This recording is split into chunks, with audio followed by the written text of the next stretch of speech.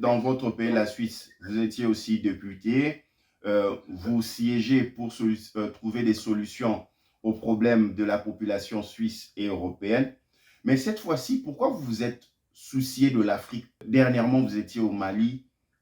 Qu'est-ce que vous apportez aux communautés africaines pour se prendre en charge sur des questions de la protection de l'environnement, du recyclage des déchets et sur les questions de sachets?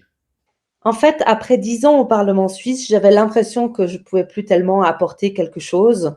Il y avait ce qu'on appelle l'usure du pouvoir, pour autant qu'un parlementaire suisse ait vraiment du pouvoir. Ça, c'est encore un autre débat, une autre question.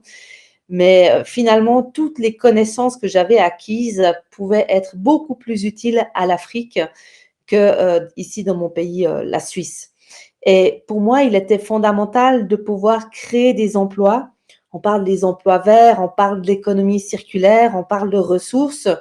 Beaucoup de pays ne veulent plus dépendre, à juste titre, d'autres pays.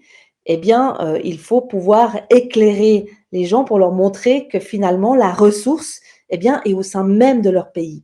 Et quelque chose qui me marque toujours, 60 à 80% du volume des déchets en Afrique, c'est des déchets verts. Les déchets verts peuvent être transformés en compost, en engrais, et pourtant, ils pourrissent dans les grandes décharges. Et comme on n'a pas assez de compost, eh bien, on doit acheter de l'engrais. Alors, la guerre en Ukraine, le problématique du blé en Afrique, oui, non, enfin, c'est pas tellement la base de la nourriture africaine, le blé.